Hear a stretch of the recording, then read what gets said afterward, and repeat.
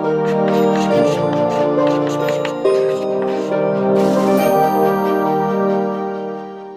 Friends, हम लोग बात कर रहे थे अपने फोर्थ चैप्टर की, जिसका नाम है व्यावसायिक सेवाएं, बिजनेस सर्विसेज।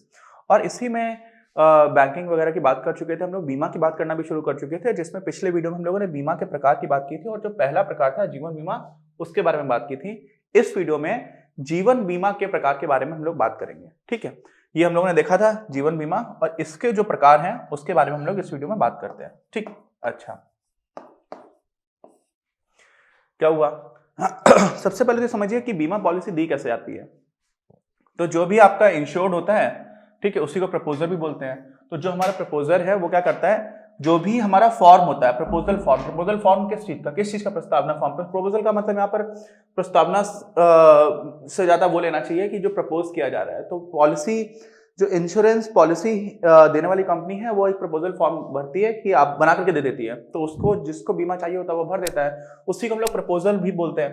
तो प्रपोजल हो गया, नॉर्मली उसको हम लोग क्या बोलते हैं, इंश्योर्ड बोलते हैं, जिसको चाहिए पॉलिसी। ये तो बात हम लोग पहले कर चुके थे। तो जो इंश्योर्ड है वो फॉर्म भर दिया उसने, और साथ में जो बीमाकार है उसने उस फॉर्म को स्वीकार कर लिया और साथ में प्रीमियम स्वीकार किया। ठीक है, क्या किया, इससे मतलब किस चीज को, जो फॉर्म था उसको, प्लस प्रीमियम भी स्वीकार करना जरूरी है। ठीक है, कर लेने के पश्चात बीमाकृत को पॉलिसी जारी कर दी जाती है।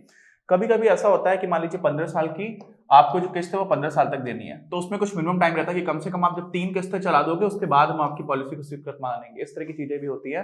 तो 3 किस्तों का मतलब क्या हुआ कि कम से कम 3 साल तक आप दो। उससे पहले अगर मान लीजिए कोई ऐसा इंसान इसने बीमा किया 15 साल के लिए और 3 साल के अंदर ही मृत्यु हो जाती है, तो उस अमाउंट पर जो भी इंटरेस्ट वगैरह बनेगा उतने के साथ आपको पैसा वापस कर दिया जाएगा, पूरा बीमे का पैसा वापस नहीं किया जाएगा। इस तरह की चीजें भी होती हैं, लेकिन आपको समझ में आ गया कि कब पॉलिसी जारी कर दी जाती है। तो ये आपकी पॉलिसी जो है वो जारी कर दी गई। अच्छा, अब क्या हुआ, क्यों खरीदते हैं लोग? बहुत सारी चीजें होती हैं, पारिवारिक आवश्यकता हो जाती है। अगर जिस इंसान के ऊपर सारे लोग डिपेंडेंट हैं और उस इंसान की किसी दुर्घटनावश मृत्यु हो जाती है, तो ऐसे में बाकी लोगों की जो पारिवारिक आवश्यकताएं हैं आर्थिक दृष्टिकोण से कम वो पूरी होती रहे, इस वजह से पारिवारिक आवश्यकताएं हो गया। दूसरा होता है बच्चों की आवश्यकताएं, इसमें मुख्य रूप से पढ़ाई आ जाती है और हमारे समाज में शादी भी आ जाती है। ठीक है, अब शादी के ऊपर भी लोग खर्चा करते ही है, मतलब करना चाहिए नहीं करना चाहिए वो अलग इशू है। तो इन दोनों कारणों से क्या हो जाता है कि लोग वो उठाते हैं, लोन ले लेते हैं, लोन नहीं लेते, बीमा ले लेते हैं। तो इसमें क्या हो जाता है कि एक उम्र पहुंच जाती है बच्चों की, उसके बाद आपको पैसे मिल जाते हैं। इन सारे को हम लोग एक एक करके देखेंगे अभी। इस पर संबंधित जो भी हमारी जीवन बीमा पॉलिसीज होती है उनके प्रकारों को समझने में हम लोग बात करेंगे। अगला क्या हो जाता है, बुढ़ापा और अन्य विशेष आवश्यकताएं। इसमें ऐसा होता है कि एक पर्टिकुलर एज के बाद जो लोग सरकारी कर्मचारी नहीं है या फिर ऑर्गेनाइज सेक्टर में काम नहीं कर रहे थे, कई ऑर्गेनाइज सेक्टर्स ऐसे होते हैं जहां पर आपको जीवन में सर्विस करने के बाद से पेंशन मिलती है। तो अगर पेंशन नहीं मिल रही है तो एक तरह से पेंशन मिलने वाली व्यवस्था कर देने के लिए भी लोग बीमा कर लेते हैं। एन्युटी प्लान्स बोलते हैं उनको। ठीक है, वार्षिक वृत्ति होता है, उसको भी हम लोग देख लेंगे। तो ये वो कारण है जिसकी वजह से लोग जीवन बीमा पॉलिसीज खरीदते हैं। अब एक एक करके जो प्रकार है उनको देखते हैं। तो देखिए, पहली जो है उसको हम लोग बोलते हैं होल लाइफ इंश्योरेंस। क्या बोलते हैं? आजीवन बीमा पॉलिसी। अच्छा, दूसरा होता है एंडाउमेंट प्लान्स होते हैं। एंडाउमेंट को हम लोग हिंदी में बंदोबस्ती लिख दिया है, तो बंदोबस्ती जीवन बीमा पॉलिसी। ठीक, तो ये एंडाउमेंट टाइप प्लान्स होते हैं। ये क्या होते हैं इसको भी देखेंगे। ये सारे जीवन बीमा के प्रकार हैं। ठीक, अगला क्या है, आजीवन बीमा और जो एंडाउमेंट प्लान्स होते हैं उनका कॉम्बिनेशन बना देते हैं। ठीक है, कुछ दोनों के उसके फीचर्स आ जाएंगे। होल लाइफ इंश्योरेंस वाला फीचर भी रहेगा और एंडाउमेंट टाइप प्लान का फीचर भी रहेगा। अच्छा, फिर क्या हो जाता है, बच्चों की बीमा योजनाएं। ठीक, इसमें सरकार भी कभी कभी सुकन्या समृद्धि योजना टाइप की इस तरह की चीजें भी आ जाती हैं। थोड़ा डिफरेंस रहता है, लेकिन जैसे सुकन्या समृद्धि योजना उसको भी आप देख सकते हैं। फिर आपके एन्युटी प्लान्स आ जाते हैं। तो अब ये सारे प्लान्स प्रकार हैं कौन कौन से, इसकी देखते हैं। इनमें हर एक में क्या क्या मतलब होता है, क्या क्या अंतर होता है, इसको देखना स्टार्ट करते हैं। तो पहला जाता है हमारा होल लाइफ इंश्योरेंस या होल लाइफ पॉलिसी। क्या होता है इसमें, जो भी बीमा राशि है, मान लीजिए किसी ने 20 लाख का बीमा कराया। कितने कराया? 20 लाख का। तो ये 20 लाख आपको तब मिलेंगे जब जिस व्यक्ति के लिए बीमा किया गया है। तो देखिए, दो चीजें यहां पर एक इंश्योर्ड अलग होगा और एक एश्योर्ड होगा। मान लीजिए कि जो एश्योर्ड है, एश्योर्ड वो इंसान है जिसकी मृत्यु हो जाने पर ही आपको पैसे मिलेंगे। कब? जब उसकी मृत्यु हो जाएगी उस टाइम पर ही आपको पैसा मिलेगा। आपको किसको मिलेगा? इंश्योर्ड को। तो इंश्योर्ड को मिलेगा पैसा। मृत्यु किसकी हो रही है? एश्योर्ड की। तो नॉर्मली एश्योर्ड वो इंसान होता है जो परिवार का मुखिया या पैसे लेकर के आ रहा है। अगर उसकी मृत्यु हो जाएगी, उस स्थिति में जो भी इंश्योर्ड है उस इंसान को नॉमिनेट किया जाता है, पहले से ही नॉमिनी बना दिया जाता है, तो जिसको नामित किया गया उसको पैसे मिल जाएंगे। ठीक है, ठीक। तो ऐसा क्या होगा कि मृत्यु से पहले नहीं मिलेगा, मतलब मृत्यु होने पर ही मिलेगा। अब मृत्यु कब होगी किसी को पता तो है नहीं, इसीलिए यहां पर क्या होता है, जो परिपक्वता है ना, कब मैच्योर हो रही है ये पॉलिसी, वो अनिश्चित होती है इसकी समयावधि।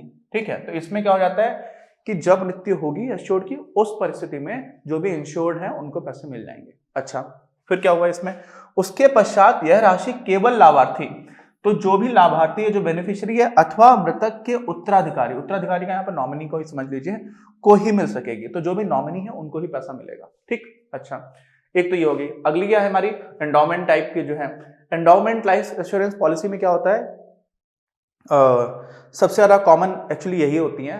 पहले वाले में तो देखिए ऐसा है कि मृत्यु हो जाएगी तभी मिलेगा, और साथ में जो एश्योर्ड उसको तो मिलना नहीं है। तो हो सकता है कि एश्योर्ड ही प्रीमियम भरता हो, तो एश्योर्ड ये सोचता है कि भाई मैं प्रीमियम भर रहा हूं और मेरी दुर्घटनावश अगर पहले ही मृत्यु हो जाती तो मेरे परिवारजनों को तो मिलना चाहिए, लेकिन अगर मेरी मृत्यु नहीं भी तो उसके बाद तो वो पैसे मुझको ही मिलना चाहिए। ठीक है, तो इस तरह की जो चीजें आ जाती है वो आपके एंडोमेंट लाइफ इंश्योरेंस प्लान में आ जाती है। इसमें क्या होता है कि जो बीमाकार है, जो इंश्योरेंस कंपनी है, वो बीमाकृत को एक निश्चित राशि, ठीक है, कोई भी अमाउंट है, एक निश्चित उम्र पाने अथवा उसकी मृत्यु हो जाने पर उसके जो भी उत्तराधिकारी उनको जो भी पहले हो देने का वचन देता है। इसमें क्या होता है समझ लीजिए, मान लीजिए कोई इंसान है 40 साल का, कितने का है, 40 साल का। अब वो ये कहता है कि वो जब 60 वर्ष का हो जाएगा, ठीक है, उसने पॉलिसी एक ले ली 20 साल के लिए, तो 20 साल तक वो प्रीमियम भरता जा रहा है। क्या भरता जा रहा है, प्रीमियम। वो ये बोलता है कि अगर 60 वर्ष से पहले उसकी मृत्यु हो जाती है तो उसके परिवारीजनों को 25 लाख रुपए बीमा मिल जाएगा। कितना मिल जाएगा, 25 लाख रुपए।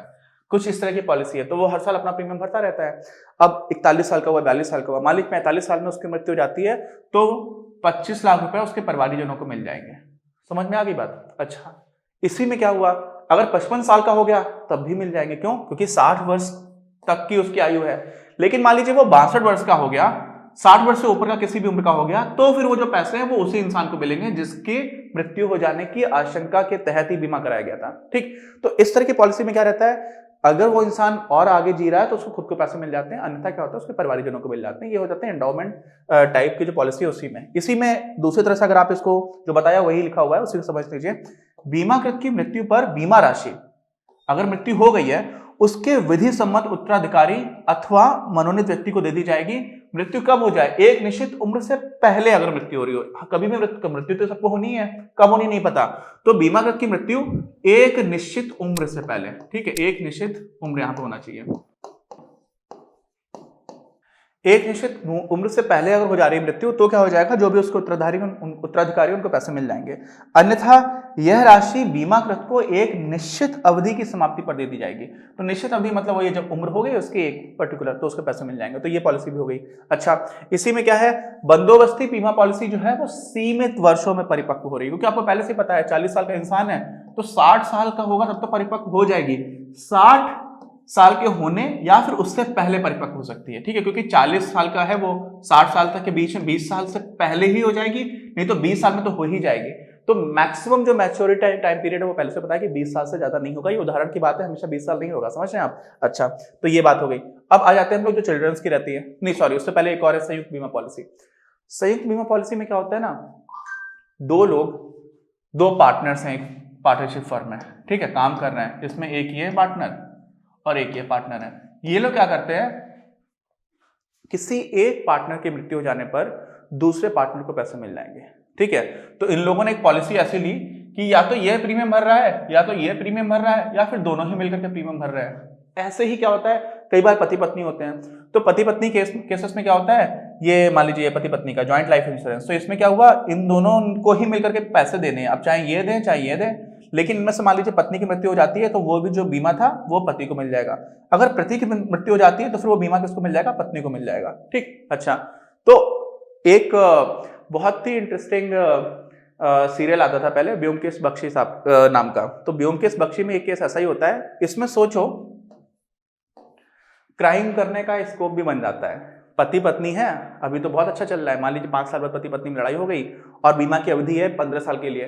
तो 5 साल बाद पति को ये लगता है कि पत्नी से तो मेरी लड़ाई झगड़ा होता ही रहता है, इसको अगर मैं मार देता हूँ तो मुझे पैसे भी मिल जाएंगे और इससे जो झगड़ा होता है वो भी नहीं करना पड़ेगा, है ना। तो इस तरह की चीजें भी हो जाती है। उसमें एक केस होता है व्योमकेश बख्शी में, जिसमें यही हुआ होता है कि जो पति होता है वो अपनी पत्नी को इसी वजह से मार देता है। और पति बहुत स्मार्ट होता है, उसमें साइंटिस्ट होता है, तो वो बहुत अजीब तरीके से मारता है जिससे कि आसानी से समझ में ना आए, लेकिन बाद में पता चल जाता है कि पति नहीं मारा हुआ है।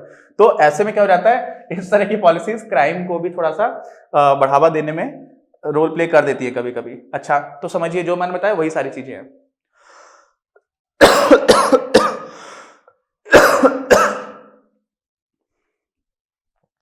देखिए, यह पॉलिसी 2 या 2 से अधिक व्यक्तियों के द्वारा ली जाती है। प्रीमियम का भुगतान वे मिलकर करते हैं या फिर उनमें से कोई भी एक कर सकता है। ठीक है, कोई भी एक कर देता है। बीमित राशि अथवा पॉलिसी में लिखित राशि का भुगतान, जो भी आपकी बीमा राशि है, उनमें से किसी एक की मृत्यु हो जाने पर अन्य बचे व्यक्ति अथवा व्यक्तियों को कर दिया जाता है। तो बाकी के जिन लोग हैं उनको दे दिया जाता है। 2 लोगों के केस में एक ही बचेगा। साधारणतः यह पॉलिसी पति पत्नी मिलकर अथवा फर्म के 2 साझेदारों द्वारा ली जाती है। ठीक है, ये समझ में आ गया। अब आती है हमारी एन्युटी प्लान्स। ये वो इंसान लोग लेते हैं जिनको लगता है कि जब बुजुर्ग हो जाएंगे तो उनके पास पैसा कहाँ से आएगा, तब तो वो कमा नहीं पा रहे होंगे। तो ऐसी स्थिति में उनको मासिक या फिर त्रैमासिक या फिर अर्धवार्षिक और वार्षिक रूप से पैसे मिलते रहे आगे भी, जिससे कि उनका जीवन का जो भरण पोषण है वो ठीक से चलता रहे।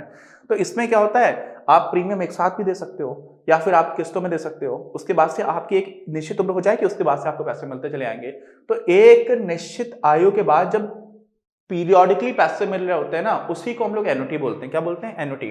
ठीक, तो इसीलिए इसको हम लोग बोल देते हैं एन्युटी प्लान्स। इसमें क्या होता है, एक तरह से पेंशन का रिप्लेसमेंट समझ लो। पेंशन में भी क्या होता है, एक इंसान को बाद में पैसे मिलते चले आते हैं, वैसी चीज होती है।